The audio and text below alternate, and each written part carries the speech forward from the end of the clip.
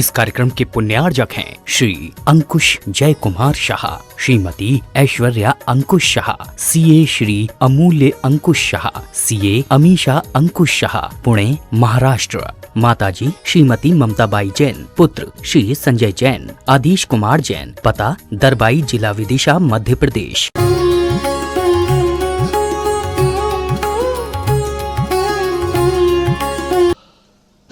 सर्वमंगल मांगल्यम सर्वकल्याणकारकम प्रधानम सर्वधर्माणां जैनम जयतु शासनम।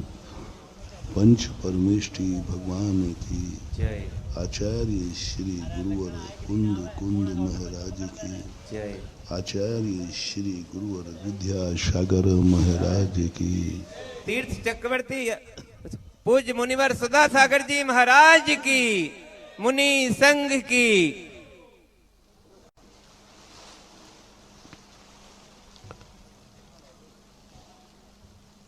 व्यक्ति यह सोचता है कि दुनिया मेरी हो जाए, दुनिया की हर वस्तु का मैं मालिक बनूं, लेकिन दुनिया में रहने वाला व्यक्ति यह नहीं सोचता कि मैं दुनिया का हो जाऊं। दुनिया मेरी हो जाए ये स्वार्थ है। जब जब ये परिणाम आता है तब तब अपन इसको अच्छा मानते हैं, हमारे लिए बहुत नुकसान है। कल हमने इसी प्रसंग को दूसरे ढंग से प्रस्तुत किया था कि जब हमारे मन में ये भाव आता है ये वस्तु मेरी हो जाए, यह व्यक्ति मेरा हो जाए, यह धन मेरा हो जाए और सारी दुनिया मेरे काम आवे, सारी दुनिया मेरे काम आवे। जब भी मेरे ऊपर संकट आए, सारी दुनिया मेरा संकट दूर करे। जब भी मुझे किसी चीज की जरूरत पड़े वो तुरंत मुझे उपलब्ध हो जाए। हमारे लिए सब लोग अच्छा सोचें, सभी लोग मेरे संबंध में बहुत अच्छा सोचें, सभी लोग मुझे बहुत अच्छा समझें, सभी लोगों की सहानुभूति मेरी तरफ हो, यहाँ तक कि भगवान भी मेरा ध्यान रखें। हमारी अपेक्षाएं भगवान से भी भगवान मेरा ध्यान रखें, भगवान की कृपा मेरे ऊपर बनी रहे। गुरु महाराज भी हमारे लिए कुछ सोचे, हमारे लिए कुछ सोचें, हमारे लिए कुछ करें, हमारे लिए सहयोग करें। ये भाव तुम्हारे आते हैं। नमोकार मंत्र से हमें कुछ प्राप्ति हो, उपलब्धि हो। मैं नमोकार मंत्र से अपने कार्य कराना चाहता हूं, मेरा कार्य हो जाए। हर वस्तु से जितनी भी तुम क्रियाएं कर रहे हो, सब में कहीं ना कहीं तुम्हारा स्वार्थ जुड़ा। अभी लमेटा लाए हो तो भी तुम्हारा स्वार्थ है कि महाराज मेरा लमेटा तीर्थ क्षेत्र बन जाए। अभी भैया कह रहे थे कि महाराज जी हम लोगों ने जो कल्पना की है वो पूरी हो जाए, नहीं होगी, क्योंकि तुम महाराज से सहयोग चाहते हो। तुम महाराज को इसलिए लाए हो कि हमारा संस्कारोदय तीर्थ क्षेत्र बन जाए, हमारा लमेटा बन जाए, हमारे लमेटे का विकास हो जाए। अन्नू भैया, मैं थोड़ा स्पष्ट बोलने का आदी हूँ, तुम सफल नहीं होगे। ये मेरा 50वें स्थानों का अनुभव है। 50वें स्थानों का अनुभव है। जहां जहां लोग मुझे इस भाव से ले गए उनके कार्य नहीं हुए। जहां जहां ले गए। एक स्थान की घटना है, बहुत बड़ा ऐसे ही कोई छेद बन रहा था, तो मैंने भी खूब बोला, दान के लिए बोला, सबके लिए बोला, लेकिन कोई ने 1 रुपया अभी दान नहीं बोला। तो मैं थोड़ा चिंता में पड़ गया। 3-4 दिन 5-6 दिन हो गए। मैंने कही या तो हमारे वाणी में अतिशय खत्म हो गया और या कहीं रेपुटेशन फाल हो गई, लोगों का विश्वास उठ गया। कमेटी भी कहने लगी महाराज जी, हमने भी सोचा कि बात क्या हो रही, कोई बिल्कुल ही नहीं बोल रहा है। मैंने बहुत सोचा कहीं ऐसा तो नहीं है कि भक्तों का विश्वास उठ गया हो, उनके पैसे का दुरुपयोग हुआ हो, कहीं गड़बड़ हुआ हो। क्यों गड़बड़ होता है, तो वो भी मुझे ध्यान में नहीं आया। अब मैं थक गया। थकते ही मैंने कहा कि चलो हम चलते हैं। और जैसे ही मैं दूसरे स्थान पर पहुंचा, मैंने कहा अब हम बोलेंगे ही नहीं, अपनी बात खराब होती है। हम बोलते हैं और मेरा नेचर है कि इस माइक से जो बोला जाए वो पूरा होना चाहिए अंदर मेरा। और आप लोगों की मालूम है कि महाराज ने बोल दिया है तो वो काम होगा, ये तो आप सबको मालूम। बड़ा विश्वास है लोगों को। एक बार राजस्थान की घटना है, एक अपने मुनि विरोधी होते ना, उन्होंने कहा कि महाराज जी ने बोला है इनका जो आयतन है स्मारक है वो उड़ जाना चाहिए, बम से उड़ा दो, बम से उड़ा दो इसको। तो उन्होंने एक भक्त रहते हैं ललितपुर में, उनको फोन किया कि देखो तुम्हारे महाराज ऐसा बोल रहे हैं। तो वो उनके मामा लगते थे। उन्होंने कहा भाई देखो मेरे महाराज ऐसा बोल नहीं सकते। बोले बोला है, तुम्हें क्या मालूम, तुम तो ललितपुर में, मैं तो सुन रहा हूं। बोले साहब मैं दुनिया में कहीं भी बैठा रहूं, मैं दावे के साथ कहता हूं महाराज ने ऐसा नहीं, बड़े विश्वास के साथ कहा, बड़े दावे के। बोले तुम इतना दावा क्यों कर रहे हो? बोले मैं दावा कर रहा हूं आकाश के तारे नीचे आ सकते हैं, लेकिन मेरे महाराज ने नहीं बोला। बोले सबूत क्या है कि नहीं बोला? बोले यदि बोला होता तो अभी तक उड़ गया होता। उड़ा है कि नहीं? बोले नहीं उड़ा। तो बोले नहीं बोला। क्या गजब!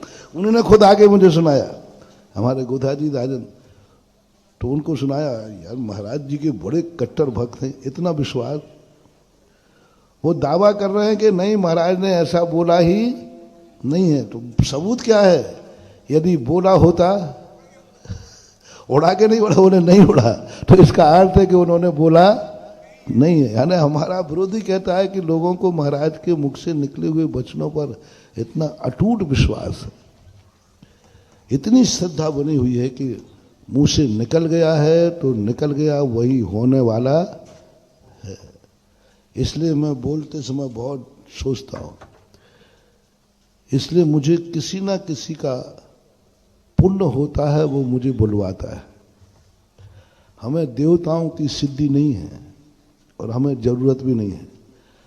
हमें अपने भक्तों के पुण्य की सिद्धि है, वो हमारे मुख से कोई देवता नहीं कहला रहे। देवता में बोला क्या औकात है हमारे सामने? सारे स्वर्ग के जितने देवता हैं ये मेरे सामने कुछ भी नहीं है, कुछ भी नहीं। धूल उठाऊं तो धूल के बराबर भी नहीं। कोई मतलब नहीं है, क्योंकि हमारा कोई लेना देना नहीं। जैन दर्शन में देवताओं को असंयमी कहा है। जैन दर्शन में चौथा गुण स्थान होता है, असंयम गुण स्थान होता है, और मुनि का संयमी होता है। उनका कोई लेन देन नहीं बनता। पूज्यवर शांति सागर महाराज जब उत्तर की तरफ विहार करने लगे तो लोगों ने कहा कि आप देवताओं को सिद्ध कर लीजिए। तो उन्होंने कहा कि वो असंयमी मैं संयमी, उनको सिद्ध करूंगा, उनसे मैं अपने कार्य कराऊंगा, इसलिए उनकी तो कोई जरूरत है नहीं। एक सिद्धि जरूर मुझे है, हमारे भक्तों का पुण्य जरूर हमें सिद्ध है, उनका पुण्य हमसे कहलवाता है। कोई ना कोई भक्त कहीं ना कहीं रहता है। तो उस दिन मैं हताश हो गया। मैंने कि अब मुझे बोलना ही नहीं, दान के ऊपर ही नहीं बोलना, ना दान की बोलना, ना मंदिर की बोलना, कुछ नहीं बोलना, क्योंकि बोला 8 दिन हो गए बोलते बोलते कुछ हुआ ही नहीं। तो हमारा मन थोड़ा खिन्न हुआ कि हम क्या अपन को बोलना ही नहीं,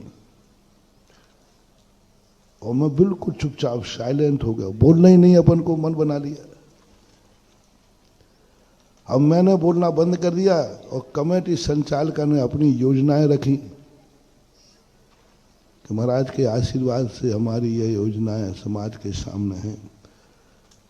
और ये मंच संचालक के बोलने पे सारी योजनाएं घंटे भर में पूरी हो गई। मैंने कि यहाँ तो मात आशीर्वाद दिया तो पूरी हो गई, वहाँ तो मैं बोला तो भी पूरी नहीं हुई। अब मेरे दिमाग में खुजली चल गई। मैंने कि मामला क्या है? लोगों ने कहा महाराज जी वो किसी ने बांध दिया होगा। अपने यहाँ चर्चा चलती ना।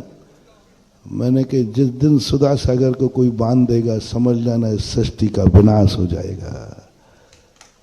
बांधने की ताकत कोई बांध सकता है? किसमें हिम्मत है बांधने की? दिगंबर साधु को आज तक कोई बांध नहीं पाया। यदि सच्ची साधना है, सच्चा उपादान है, तो कभी भी महानुभाव दिगंबर साधु को तो छोड़ो, सच्ची दिगंबर साधु के प्रति भक्ति है तो भी तुम्हें कोई देवता कुछ भी बिगाड़ नहीं सकता, बांध नहीं सकता। भक्तांबर पाठ में आया पूज्यवर मानतुंग आचार्य ने, कौन है ऐसा दुनिया में जो आपके भक्त को सदा विचरण करने से रोक सके? कौन रोक सकता है? संचरती एक आया, सारी दुनिया में जहां आपका भक्त संचार करना चाहेगा उसे रोकने वाला कोई नहीं है। भक्तांबर का एक श्लोक है जहां पर कहा गया कि आपकी कीर्ति लोक के बाहर भी फैल रही है। उसकी नीची वाली पंक्ति में कहा गया, को विस्मयोत्र यदि नाम गुणे से सही तुम संसतो नाम निरवकाद है। इसके आगे 2 पंक्ति और है, दूसरे रूपात विधास जात गर्भई सुखनाम। नहीं ये नहीं, इसके तो भाव ले ले। तो वहां पर जाकर के कोई नहीं रोक सकता। मेरा तो दावा है कोई देवता तुम्हें छू नहीं सकता यदि तुम नमोकार मंत्र बत पढ़ते रहना। कोई नहीं, प्रमाण दिया मैंने कई बार। शुभम चक्रवर्ती के संबंध में आया कि देवता मारने आया चक्रवर्ती को। मोटिवेशन, जब तुम्हें डर लगे, जब तुम्हें कोई ऐसा लगे तुम नमोकार मंत्र पढ़ते रहना। जैसे ही चक्रवर्ती को वो मारना चाहा तो चक्रवर्ती नमोकार मंत्र पढ़ रहा था। जैसे नमोकार मंत्र पढ़ा वो छू नहीं पाया, छू नहीं पाया, छू नहीं सकता। किसी देवत्व शक्ति में शक्ति नहीं है कि जो छू ले। रावण की सारी शक्तियां क्यों नहीं छू पाई? विदेही नमोकार मंत्र पढ़ रही थी, छू नहीं पाया। देवता घबरा गया, अब मैं तो इसको छू भी नहीं सकता क्योंकि तो नमोकार मंत्र पढ़ रहा है।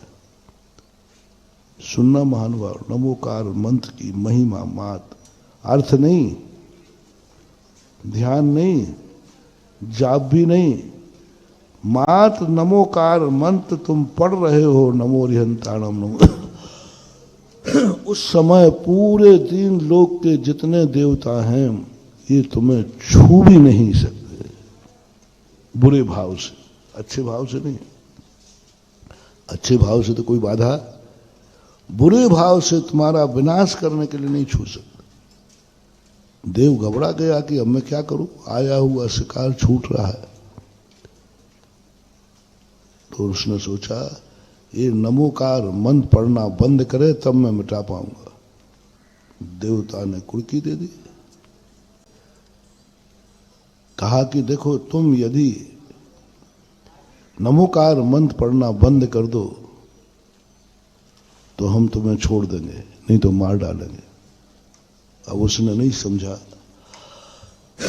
कई बार पुलिस वाले करते ना, सामने वाले से कबूल कराने के लिए कई हथकंडे अपनाते हैं। पहले समझाते हैं, फिर आश्वासन दे, देख तू सही बता दे तो मैं तुझे छोड़ दूंगा, लेकिन सही बता दे तो मैं तुझे नहीं मारूंगा, लेकिन सही बता दे तेरा कुछ नहीं होगा। इतनी प्यारी मीठी भाषा में बोलते हैं। और देख तू ऐसा दस्तखत कर दे तो कुछ नहीं, दस्तखत करना है बस इस कागज को, कुछ नहीं करना, उसके बाद तू बरी है। और जब वो बेचारा अपराधी घर सामने वाला डरा हुआ तो है ही, और अपराधी नहीं भी है तो भी कौन दंड फंद में पड़ना चाहता है। जब सामने वाला कह रहा है कि भाई तू यहाँ दस्तखत कर दे, तू यहाँ कबूल कर ले, कुछ नहीं करूंगा मैं, सब कुछ तेरा बरी कर दूंगा। लोग बताते हैं बस वहीं फंस गया पहला, दस्तखत किया नहीं, बोले चल भाई अब अंदर चलो, पेशी पे चल। एक बार हम एक जेल में प्रवचन करने गए, तो वहाँ हम लोगों से इंटरव्यू ले रहे। मैंने कहा भाई बताओ आपने क्या अपराध किया। तो पुलिस वाले जेलर सब उससे पूछ पूछ के थक गए, उसने नहीं बताया। और मैंने पूछा तो उसने बता दिया। बोले महाराज आपने क्या जादू किया। मैंने तो इसके हाथ पैर तोड़ दिए, तो भी इसने कबूल, और आपके सामने 2 मिनट में कबूल कर दिया। मैंने वहाँ समझाया, मैंने कहा ये बताओ आपके सामने यह ये सही बोलता, कबूल कर लेता तो आप तुरंत जेल में डाल देते थे। और हमारे धर्म शास्त्रों में यदि ये सत्य कबूल कर लेता है तो अपराधी को भी गले लगा लिया जाता है, क्योंकि धर्म घृणा पाप से करता है। हमारे शास्त्रों में आया कि जब कोई शिष्य अपराध स्वीकार कर लेता है तो गुरु भी उसको रिस्पेक्ट करते हैं, गुरु उसकी वंदना करते हैं। हम लोगों की नीति अलग है। हम लोगों के सामने यदि व्यक्ति ने सत्य स्वीकार कर लिया तो हम लोग उसे गले लगा लेते हैं। और आपके यहाँ अदालत में किसी ने स्वीकार कर लिया तो कहते अब गवाही की क्या जरूरत, जब अपराधी ने स्वयं कबूल कर लिया उठा के डाल दो जेल में। इसलिए लोग अदालत में झूठ बोलते हैं, इसलिए झूठ का कई लोग सहारा ले लेते हैं।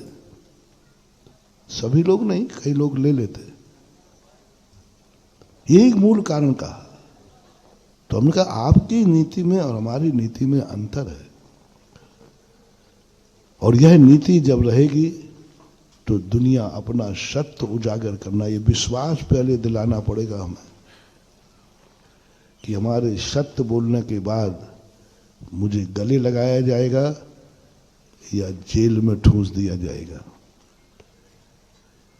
ये डर, ये विश्वास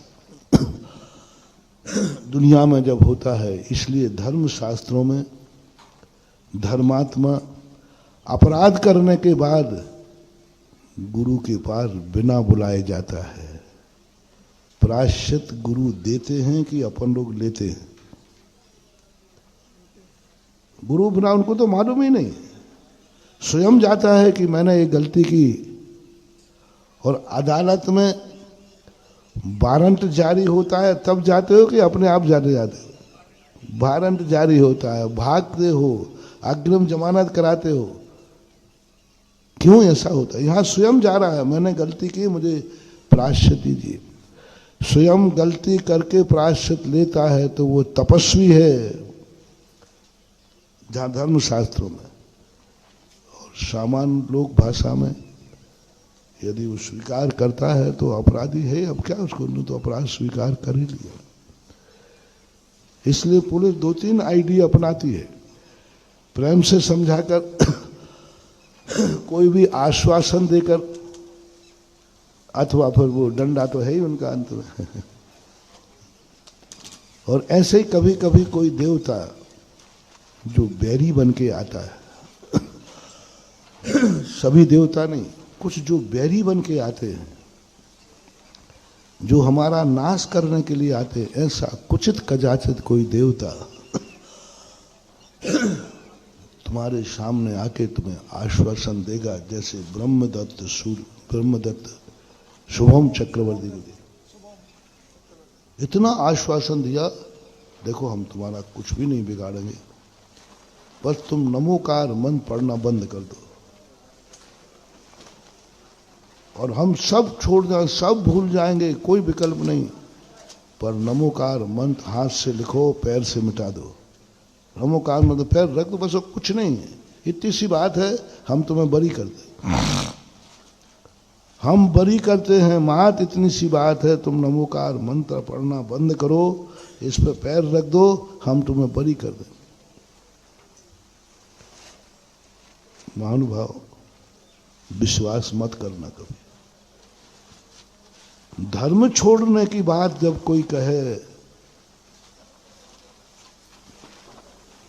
वो कोई भी हो, भगवान भी कहे तू मेरा नाम छोड़ दे तो मैं तू बच जाएगा, तो भी भगवान की बात मत मानना। गुरु भी कहे देख तू मंदिर जाना छोड़ दे, मैं तुझे ऐसा आशीर्वाद दूंगा कि तू माटी छुएगा सोना हो जाएगा, तो भी तुम कह देना मुझे सोना नहीं चाहिए, मुझे भगवान का नाम चाहिए। 3 लोक का राजा बनाए, त्रिलोकीनाथ बना दे, कुछ भी बने, नमोकार मन छोड़ दो।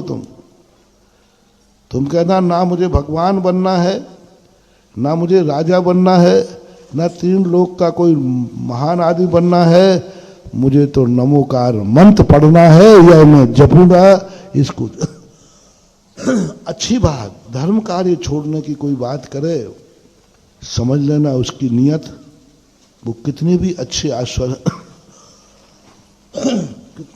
आश्वासन देवे, उसमें कहीं ना कहीं तुम ही उल्टे फंस जाओगे।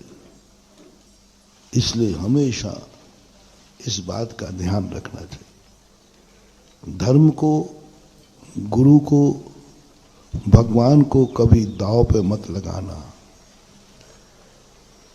इनके बदले में तुम्हें कुछ भी मिले, महानुभाव, धर्म के बदले में, देव शास्त्र गुरु के बदले में यदि तुम्हें भगवान का भी पद मिले तो भी तुम भगवान का पद ठुकरा देना, लेकिन देव शास्त्र गुरु को नहीं ठुकराना।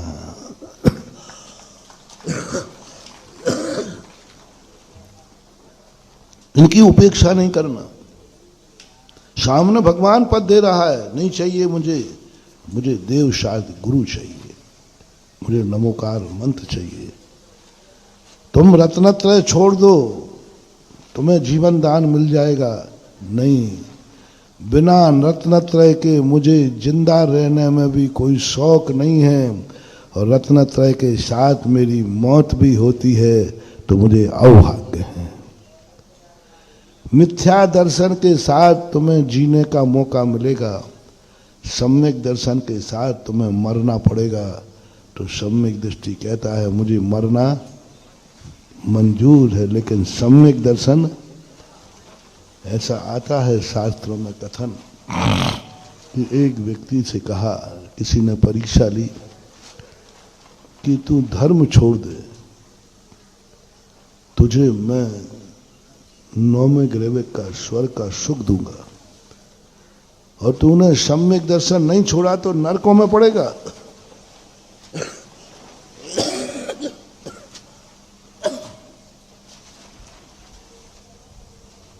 और देख ले नरकों के स्वर्ग दुख कितने हैं और स्वर्गों के सुख कितने हैं। सम्यक दृष्टि कहता है मुझे सम्यक दर्शन के साथ नरकों में भी जाना मंजूर है, लेकिन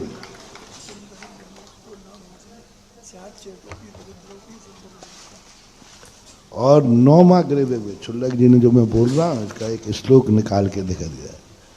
और स्वर्गों के सुख में यदि सम्यक दर्शन के बिना हमें स्वर्ग के सुख मिलते हैं तो मैं इनको ठुकराता हूं, मुझे नहीं चाहिए।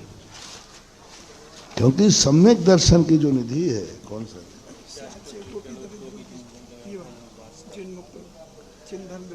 जिन धर्म विनिर्मुक्तो माँ भू चक्रवर्ती भई श्याम चेतोपि दरिद्रोपि जिन धर्मनान वासिता, जिन धर्म को छोड़ करके मुझे भू चक्रवर्ती, तुम चक्रवर्ती बनाओ, भूपति बनाओ, स्वधर्म बनाओ, सब पद दो, तो भी मैंने चेतो श्याम चेतोपि दरिद्रोपि, चाहे मुझे भिखारी बना दो, दरिद्र बना दो, जो बनाना बना दो, बस मुझे जैन धर्म का अनुयायी बने रहना है। मैं भिखारी बनूं मंजूर है, मैं दरिद्र बनूं मंजूर है, मैं नरकों में पड़ूं मंजूर है, मुझे जो कुछ करना है करो, बस मुझे दिन धर्म अनुयायी, मेरा धर्म नहीं छूटना चाहिए, मेरा व्रत नहीं छूटना चाहिए, मेरा नियम नहीं छूटना चाहिए, मेरा देव शायद गुरु का आलम्बन नहीं छूटना चाहिए।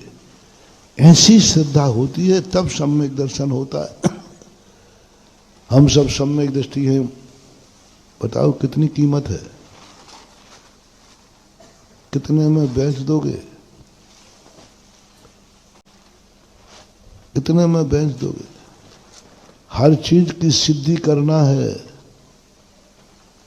तो उस पर बलिदान कितना है। तुम्हारे माँ बाप की कितनी कीमत है, तो माँ बाप से जन्म तो लिया है लेकिन माँ बाप को तुम सिद्धि नहीं कर पाए। कितनी कीमत है माँ बाप की, माँ बाप को तुम कितने में छोड़ दोगे, माँ बाप को तुम कितने में गाली दे दोगे, माँ बाप के ऊपर तुम कितने में उपेक्षा कर दोगे, कितने में बेच दोगे माँ बाप को, कितने में उपेक्षा कर दोगे। महानुभाव, आज थोड़ा सा माँ बाप तुम्हें अपनी खुद की दौलत में से हिस्सा कम दे दें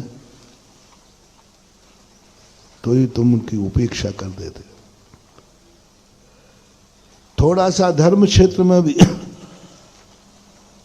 कितने में छोड़ दोगे धर्म, 2 मिनट लगते तुम्हें धर्म छोड़ने में। थोड़ी सी परिस्थितियां आई, मंदिर जाना बंद, थोड़ी सी प्रतिकूलता हुई, मंदिर जाना बंद, थोड़ा सा प्रतिकूल वातावरण बना, तुम तुरंत धर्म छोड़ देते। लो, बलिदान की बात कर रहा हूं।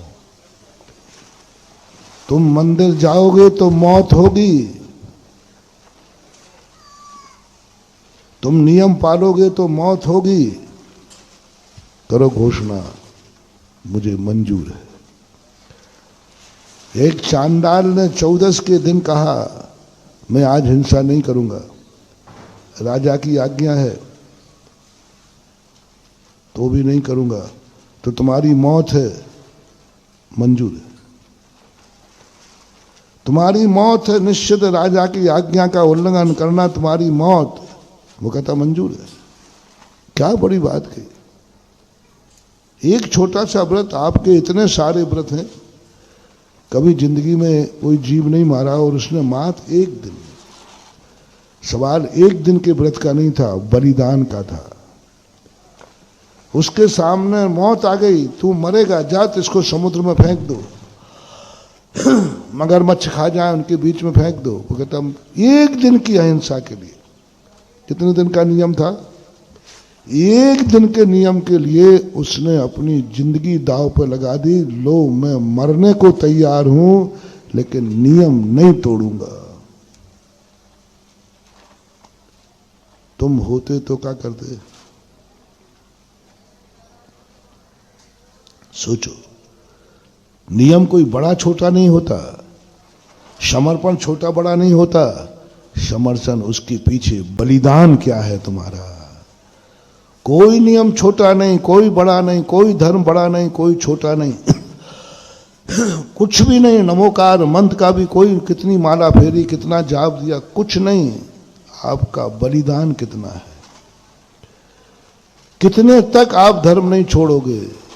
चांडाल ने कह दिया एक और मौत है, एक और व्रत है, मुझे मौत स्वीकार है, व्रत नहीं छोड़ता। लो उसको सिद्धि हो गई। एक दिन की 14 की अहिंसा सिद्ध हो गई।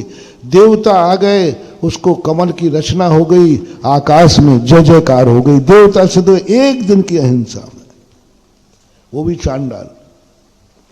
एक दिन की अहिंसा में, एक दिन के व्रत में सिद्धि हो गई। ना नमोकार मंत्र पड़ा, ना कोई जाप की। लोग कहते हैं सिद्धियां कैसे करें महाराज? सिद्धियां किसी मंत्र से नहीं होती हैं। मंत्र से की हुई सिद्धियां दुर्गति का कारण होती हैं। मंत्र के माध्यम से द्रव्य संग्रह में ब्रह्मदेव सूर्य महाराज ने लिखा, जो मंत्र तंत्र करके सिद्धियां करना चाहते हैं ये सम्यक तो विहीन है। और जो सिद्धियां तुम्हें करना नहीं है, ऐसे व्रत नियम का पालन करो कि सिद्धियां अपने आप हो जाएं।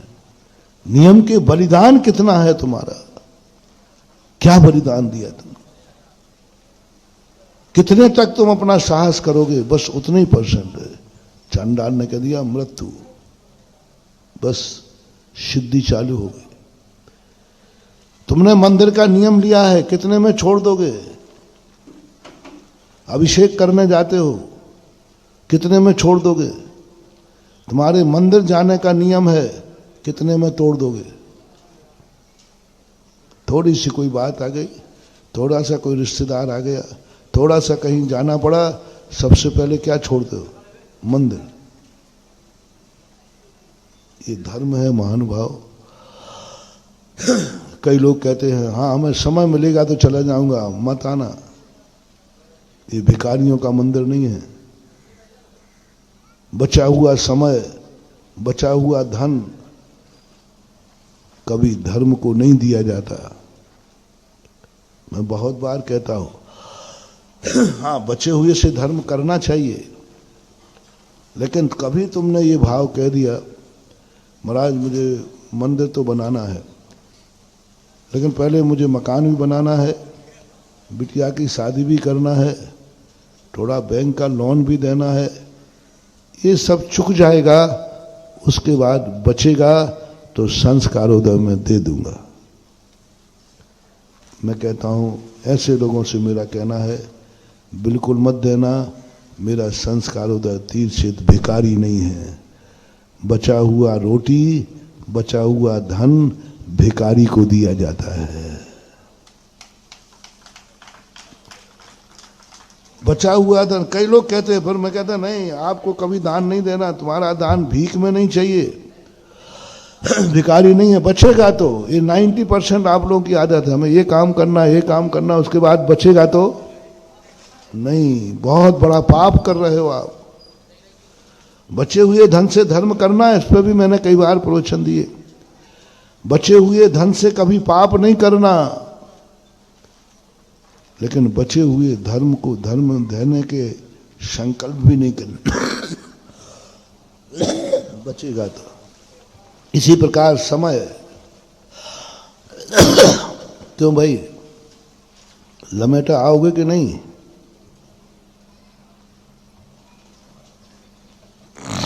पच्चीस तारीख को कार्यक्रम है, 25 ही को ना, अभी रोज को ही चल रहा है। अब तो आओगे कि नहीं? देखो भाई समय रहेगा तो आऊंगा, थोड़े मुझे काम है, उस दिन एक मीटिंग भी है, उस दिन हमारे थोड़े रिश्तेदार भी आ रहे हैं, हमारे बच्चे बच्ची को देखने वाले भी आ रहे हैं, हमें भी देखने जाना है।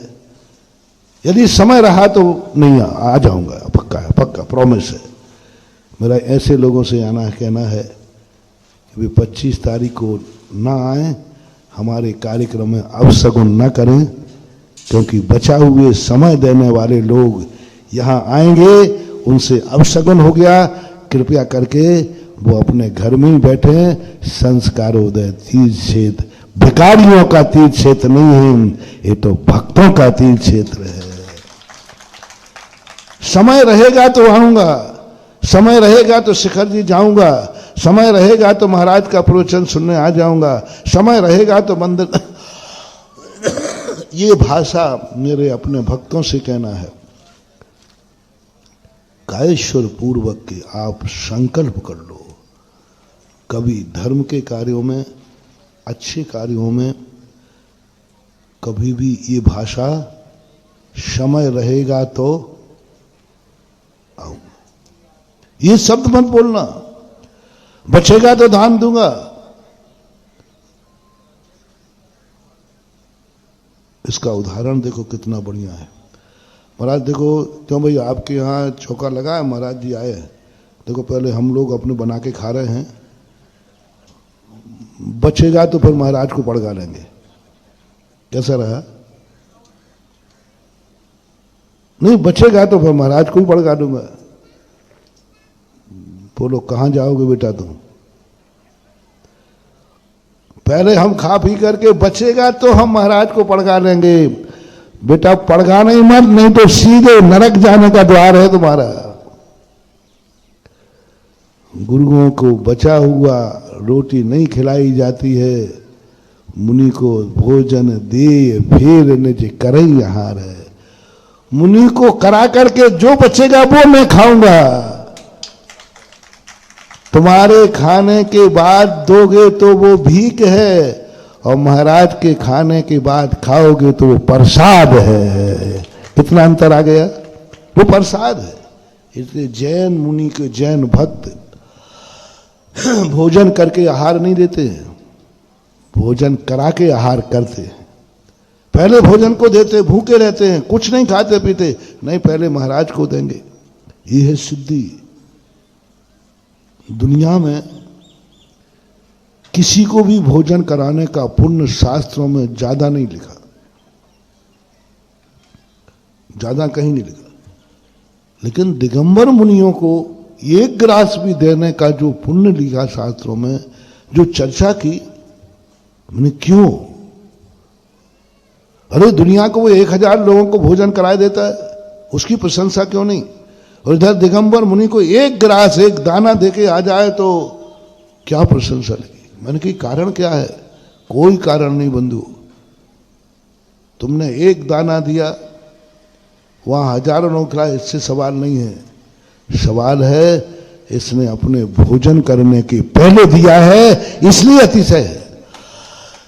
स्वयं भूखा है, पहले मैं गुरु को खिलाऊंगा। ये मात्र रोटियों में तो जैनी अपना रहे हैं, आहार में तो अभी चल रहा है, पूरा नहीं चल रहा है, बीच में चाय पानी तो हो ही जाती है। और महाराज जी आप हम लोग नहीं, चाय पानी नहीं, ज्यादा नहीं महाराज, 2-3 बिस्कुट भी खा लेता हूं। और दूसरी बात महाराज जी देखो, भोजन नहीं किया, मैंने नाश्ता किया है। इतनी ढील आ गई है। पहले लोग आहार दान देते थे, मुंह में पानी नहीं पीते थे, क्योंकि ये मुनियों की आहार की बेला है, उसके पहले नहीं पिएंगे। अब धीरे धीरे आ गया है। चाय पी करके आहार देने वालों की संख्या कितने % है नरेंद्र बाबू? चाय पी करके जितने चाय पीते, जिनका त्याग है वो नहीं कह रहा हूं, जितने पीते हैं चाय, वे 90% लोग चाय पी करके ही आहार देते हैं। जितने पीते हैं, जो नहीं पीते उनकी नहीं कह रहा हूं, पीने वाला। अच्छा ये बताओ, यहां कितने लोगों के चाय का त्याग है? त्याग पूछ रहा हूं। बहुत अच्छा। अब कितने लोग हैं जिन्होंने चाय पिए बिना महाराज को आहार देने के बाद हुआ हो? चाय भी नहीं पिया? अजय बाबू, तेरा चाय का त्याग है कि पीता है? त्याग है तो काय को हाथ उठा रहा है? मैं जो चाय पीते हैं वो ये कहें कि नहीं, मैं महाराज के आहार देने के बाद पीऊंगा, ऐसा पूछ रहा हूं। देवियों, आप लोग चाय पीती हो तो कभी ये कहा कि नहीं, मैं महाराज के आहार देने के बाद पीऊंगी? आगे भविष्य में नहीं, अभी अतीत की पूछ रहा हूं। बहुत कम। हमने इसलिए 90% कहा चाय आ गई। अब महाराज चाय के लिए देखो, थोड़ा बिस्किट तो, ब्रेड तो, फिर धीरे धीरे महाराज नहीं, भोजन नहीं किया, अभी हमने नाश्ता किया, थोड़ा सा पोहा जलेबी आ गया कहीं है, पेट भरे, तो ये आ गया, तो उतना उसका प्रभाव भी कम हो गया। जो आहार दान देने का अतिशय था, जो पुण्य बनता, वो परसेंटेज कट रहे हैं। और एक व्यक्ति वह कहता है कि नहीं, जब तक मुनि महाराज के, कई लोगों के नियम होते हैं, गांव में जाते, जब तक मुनि महाराज का आहार नहीं हो जाएगा वो पानी भी नहीं पीते। नगर में यदि है तो, नगर में है तो वो महाराजों को पहले कर, महाराज का आहार हो गया उसके बाद जाएंगे, उसमें अतिशय टपकता है। फिर भी मैं कह रहा हूं, आहार के संबंध में तो अभी ये परंपरा बहुत कुछ जीवित है। आहार दान में ये परंपरा जीवित है कि आहार महाराज के आहार के बाद करना, लेकिन अन्न दानों में धन दान में पहले के बाद में। कितने लोग हैं जो कहते हैं मकान भी बनना है और संस्कारोदय में 24वीं बनना है, और तुम दोनों में से एक बना पा रहे हो, अभी इंतजाम एक का है, तो किसको प्रायोरिटी दोगे? परसेंटेज बता दे जाना। कितने परसेंट लोग ये कहेंगे भगवान जोड़ा तो मकान के लिए था, क्योंकि जब से जोड़ रहा हूं तब से कोई उम्मीद ही नहीं थी कि यहां कोई संस्कारोदय तीर्थ बनना है, इसलिए मकान बनाने को जोड़ा था, पता ही नहीं था यार। जैसे लमेटा वाले लोग हैं ना, ये मकान वगैरह सब कच्चे बने, तो सब बेचने के मूड में थे, सब कच्चे बना ही नहीं रहे थे, क्योंकि यहां कोई को आना ही नहीं है। पिछली बार 3 साल पहले भी मैं कह गया था कि देख लो रे, तुम लोग अपने मकान पक्के बना लेना, सब, कोई भी मकान बेचना नहीं है। हाँ, मंदिर की सीमा में आना है तो स्थानांतर जरूर कर लेना। यदि मंदिर की सीमा में आता है तो सीमा से बाहर चले जाना। मंदिर की सीमा में रहोगे, धीरे धीरे तुम और दरिद्र होते जाओगे। नौ खाए तेरा की भूख बनेगी। मंदिर की सीमा में, मंदिर के निकट, मंदिर से उसमें रहना कभी नहीं सीखना महानुभाव, कभी रहने का भाव नहीं करना, नहीं तो तुम्हारी कभी समृद्धि बढ़ने वाली नहीं है। फिर भी जो है, हाँ, और आजू बाजू कहीं भी तुम जाकर के अपना मकान ले लो, लेकिन 3 साल में इतनी ढिलाई हो गई कि लोगों ने कहा महाराज जरूर कह गए थे, लेकिन अब यहां कुछ होने वाला नहीं है। अभी 3-4 दिन से बाजार थोड़ा गर्म हुआ है, जब से कोर्ट वालों ने, जब सचिन डॉक्टर साहब वगैरह ने मंदिर की बात कही, तब से अब लोगों ने उम्मीद बना ली है, अब तो कच्चा मकान पक्का करना ही पड़ेगा, और कर लेना चाहिए। अब लमेटा वाले लोगों को मंदिर की सीमा के मकान छोड़ के बाहर जाओ। जो कल मैंने कहा था, तुम्हारा मंदिर को क्या लाभ है, तुमने क्या बलिदान दिया है, क्या बलिदान दिया है तुमने? मंदिर के लिए बलिदान दिया है। मैंने अपना मकान मंदिर की बाउंड्री के अंदर था, मैंने छोड़ दिया, हो गई सिद्धि आपकी। मंदिर के लिए तुमने क्या बलिदान दिया है? वह बलिदान सबसे बड़ा महत्वपूर्ण होता है। तो इस प्रकार का छोड़ करके और अपने चारों तरफ पूरे मकान पक्के करो। हालांकि मैं हर गांव में कहता हूं, गांव वाले लोग, जैनियों से कह रहा हूं, गांव के मकान और गांव की खेती मत बेचो, मत बेचो, मत बेचो। यदि मंदिर को जरूरत है तो लेकर दूसरी ले लो, आज नहीं कल तुम्हें जरूरत पड़ेगी और अंत में इसी मार्ग पे आना पड़ेगा। अब कल से जब लोग कहने लगे अब तो मकान पक्का बनाना ही पड़ेगा क्योंकि संस्कारोदय अब तो पक्का हो ही गया, हो ही गया, हो नहीं गया, अब तो संस्कारोदय तीर्थ बन गया।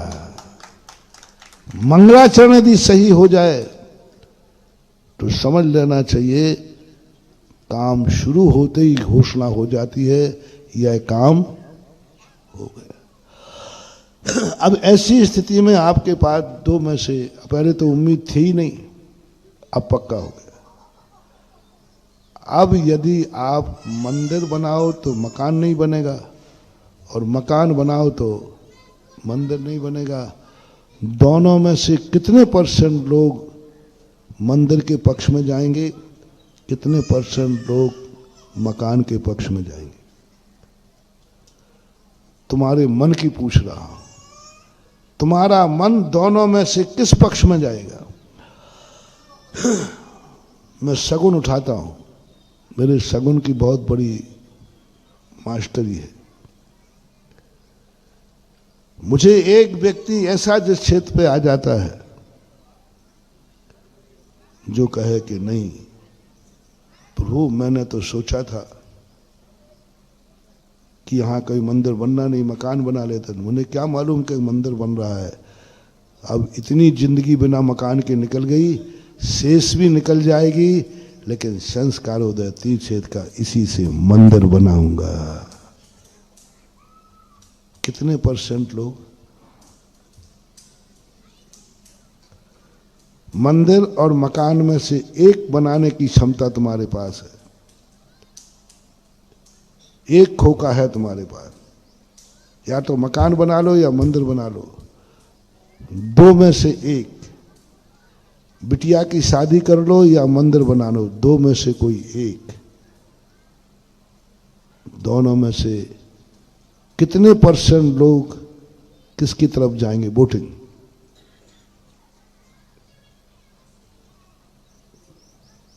अभी इंडिविजुअल पूछ रहा हूं, व्यक्तिगत तुम्हारा खुद का मन पूछ रहा हूं, किस तरफ लुढ़केगा? परसेंटेज बताना है।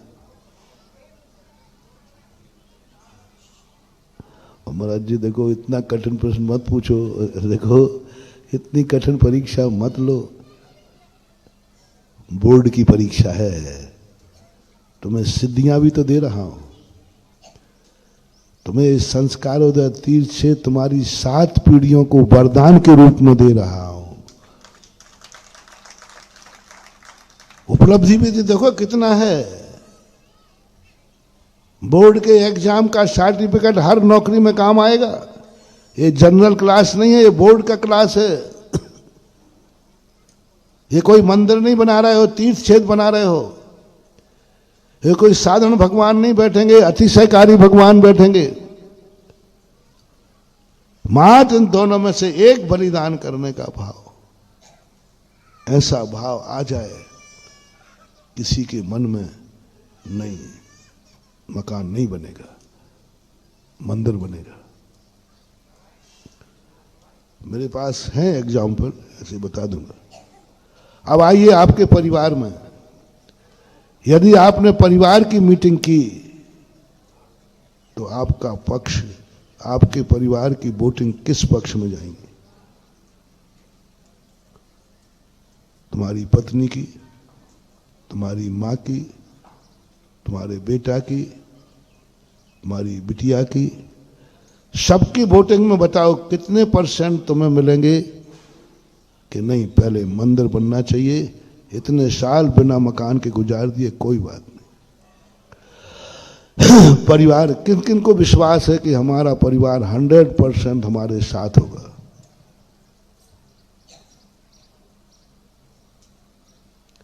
एक हाथ उठा दे, कोई बात। 99% तो क्या हो गया? तुम्हें मंदिर की पड़ी बड़ी मुश्किल से तो मकान बनाने का इंतजाम हुआ है, तुम्हें मंदिर बनाना रहे बहुत है, और महाराज बार कोई कमी नहीं है तुम्हारे जैसे के कारण। ओह बहुत कठिन बलिदान करना। अभी बता रहा हूं कैसे दान की सिद्धि, कैसे होते थे पंचाश्चर्य। एक बार हुआ था एक घटना, एक मंदिर वो बनाने की एक तीर्थ से बन रहा था, वहाँ माँ बाप ने बड़ी मुश्किल से, 2 घटनाएं हुई थी, एक मकान वाली और एक बिटिया वाली। बोले कैसे बना सकता हूँ, बेटी की शादी करना है। अब बेटी की शादी करना है तो मंदिर बनाऊं या बेटी की शादी कर लो? तो कहा नहीं, बेटी की शादी पहले करना। मेरा पक्ष भी है, अच्छा तुम मेरे को पक्ष में लो। हाँ, तुम मत समझना कि मैं जो बोल रहा हूं वही करूंगा, घबराना नहीं।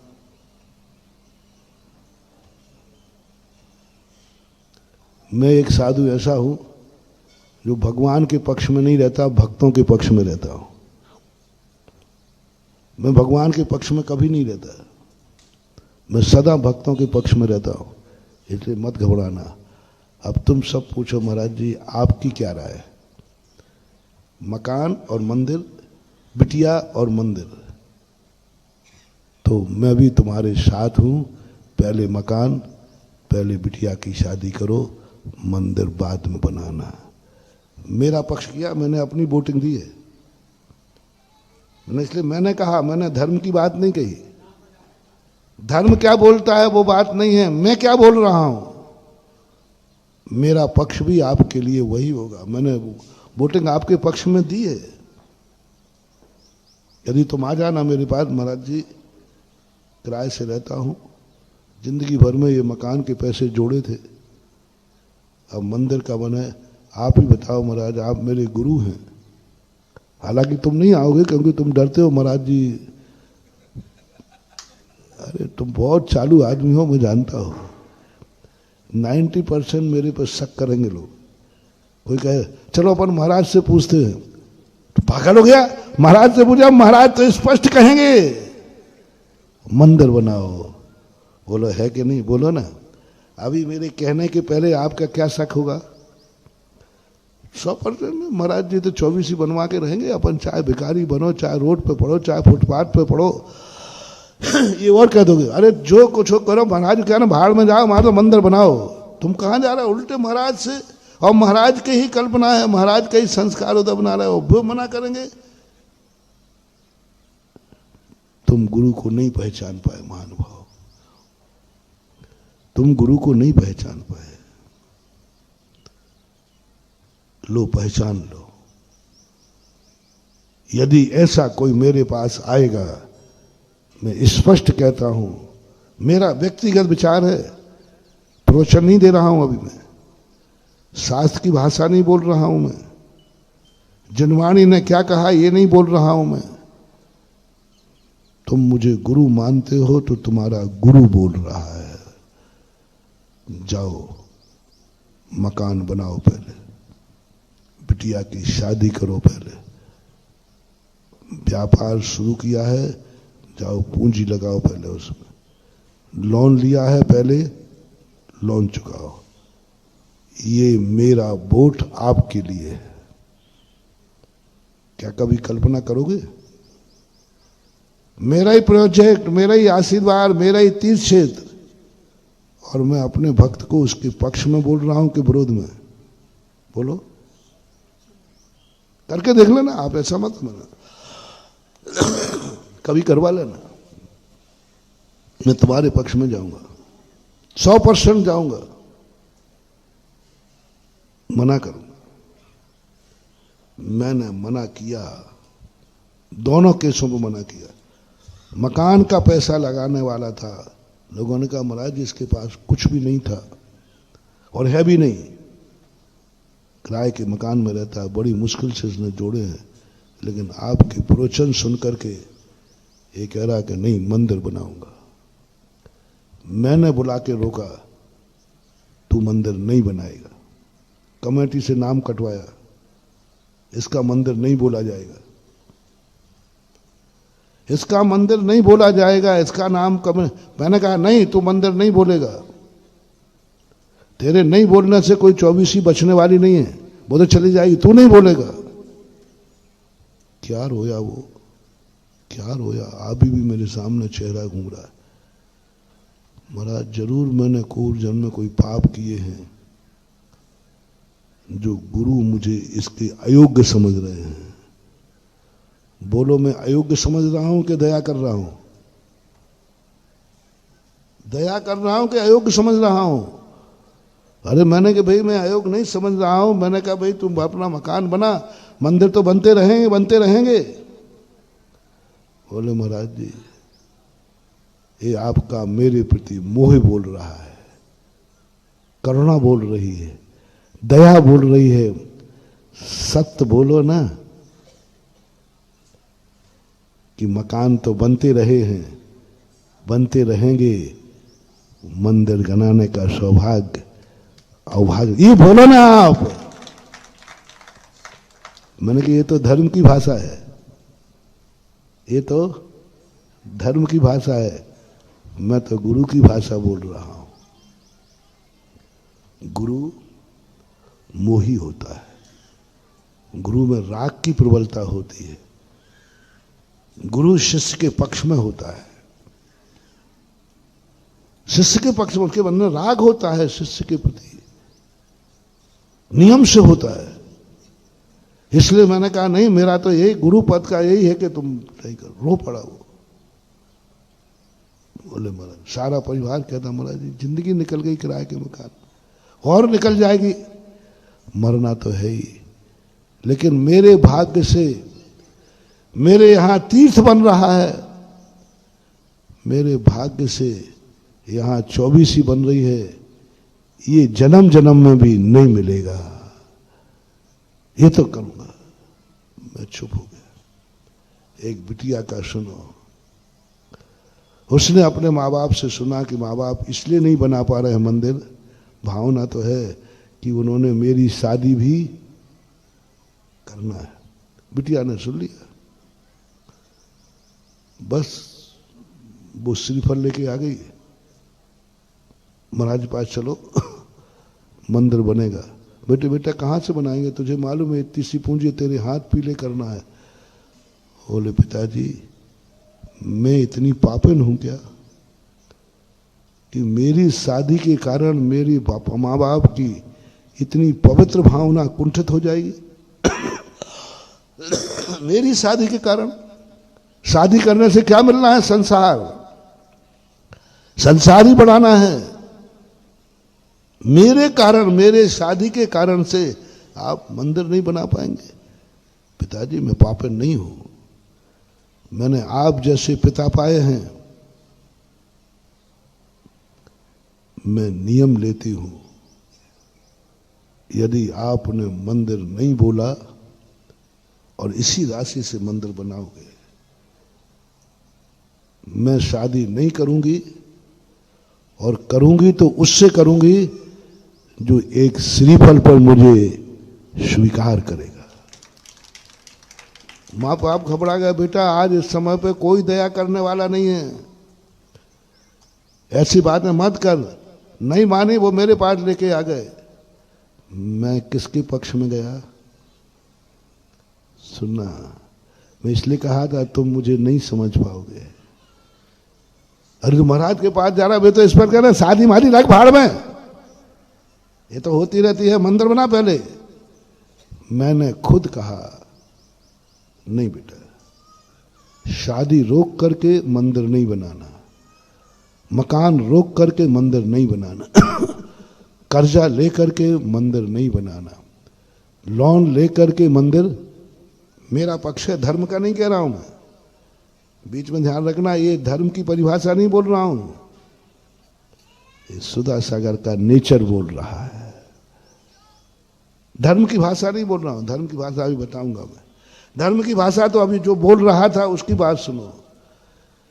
मैं राग की भाषा बोल रहा हूं, मैं मोह की भाषा बोल रहा हूं, मैं ममता की भाषा बोल रहा हूं साधु होकर के, और वो श्रावक होकर के धर्म की भाषा बोल रहा है। मैंने कहा नहीं बेटा कोई बात नहीं, मेरा आशीर्वाद है, तुम्हें कोई पाप नहीं लगेगा। बेटा को समझा रहे बिटिया को, मैंने कहा बेटा तेरे लिए कोई पाप नहीं लगेगा, शादी कर ले, मंदिर बनते रहेंगे, बाद में देखेंगे। उसने क्या जवाब दिया, महाराज जी आपका मोह बोल रहा है। मुझे सिखा रही, देखो धर्म क्या कहता है। क्या मैना सुंदरी ने अपने पिता की लाज रखने के लिए आजीवन ब्रह्मचर्य व्रत नहीं लिया? मैंने कहा लिया है, तो मैं भी अपने माँ बाप की भावना करने के लिए इस शादी का परित्याग करती हूं। मुझे नहीं चाहिए, भावना पूरी होनी। क्या 15-20 मिनट तक डिस्कशन चला। महाराज मैं इतनी पापड़ नहीं हूं कि आप भी इनकार दो कि नहीं मंदिर नहीं बनाओगे, तुम बेटी की शादी करोगे। अब बोलो, मेरा पक्ष तुम्हारे साथ, तुम्हारा पक्ष तो होता ही है, माँ बाप का पक्ष तुम्हारे साथ। लेकिन बिटिया ने कहा नहीं महाराज मैं अभी ब्रह्मचर्य व्रत नहीं ले रही हूं, मैं इंतजार करूंगी। और वो जितने भी देखने के लिए आए वो सीधी कहती थी मेरे पास कुछ भी नहीं है, जो कुछ भी था वो सब मेरे पिताजी ने मंदिर बना दिया, अब मेरे पास माँ बाप का कुछ भी नहीं है। आया उसके भाग्य से, ऐसा करोड़पति आया, ऐसा आया, मुझे कुछ नहीं चाहिए, मुझे श्रीफल भी नहीं चाहिए, मुझे तो बिटिया ऐसी चाहिए जिसने अपने माँ बाप के लिए अपनी शादी दांव पर लगा दी, अपना जीवन दांव पर लगा दिया कि नहीं मंदिर बनेगा, माँ बाप की भावना है, शादी होवे या नहीं होवे। बोलो ऐसी सोचो कभी, ऐसा हो तो क्या हो। यदि ऐसी बिटिया यदि तुम्हारे बेटा के लिए मिले तो बहू बना लोगे? बदमाश कहेंगे, पहले ही पूछोगे देवेगो का है, क्या मानवा। सोचो चेतो रे जागो, आज उल्टा जमाना हो रहा है। आज यदि बच्ची रात में नहीं खाती है तो तुम कैंसर, कई बच्ची ऐसी हो रही है, रात में नहीं खाती शादी कैंसर, आलू नहीं खाती शादी कैंसर, प्याज नहीं खाती शादी कैंसर, फैशनेबल कपड़े नहीं पहनते तो शादी कैंसर। क्या जमाना आ गया है?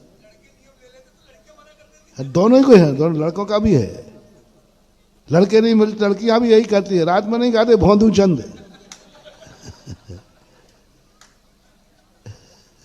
आलू प्याज नहीं, ये कलयुग आ गया महान भाव, सब उल्टा हो रहा है। मैं अपने भक्तों से कहना चाहूंगा, यदि कभी कोई ऐसी तुम्हारी बच्ची देखने जाओ जिसके माँ बाप ने दहेज का धन दान में दे दिया हो,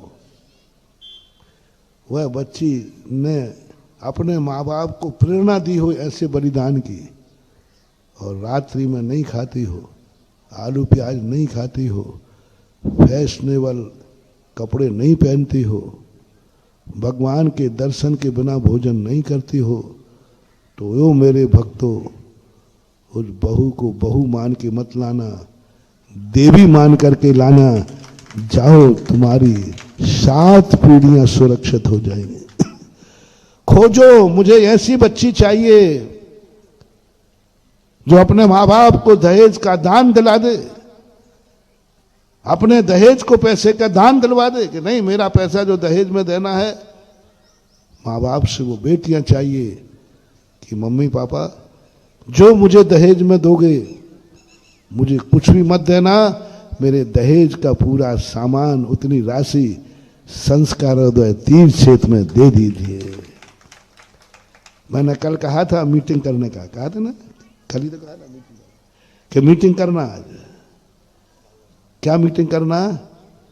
संस्कारोदय को हम क्या कर सकते हैं, संस्कारोदय क्षेत्र के हम किस काम में। ये तो संस्कारोदय का प्रसंग है इसलिए कह रहा हूं, धर्म ले लो अपन। यहाँ संस्कारोदय का धर्म, मंदिर, गुरु, माँ बाप, ये सब मैंने कहा था।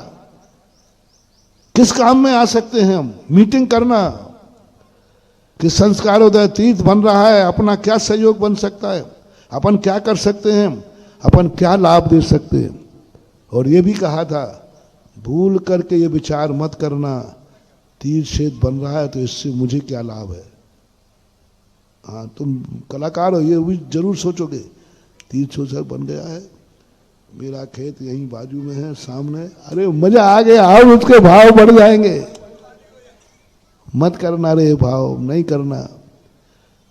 तेज भाव में बिक भी जाएगा, लेकिन वो पैसा ऐसे गलत कार्य में बर्बाद होगा कि तुम उसका भोग भी नहीं कर पाओगे।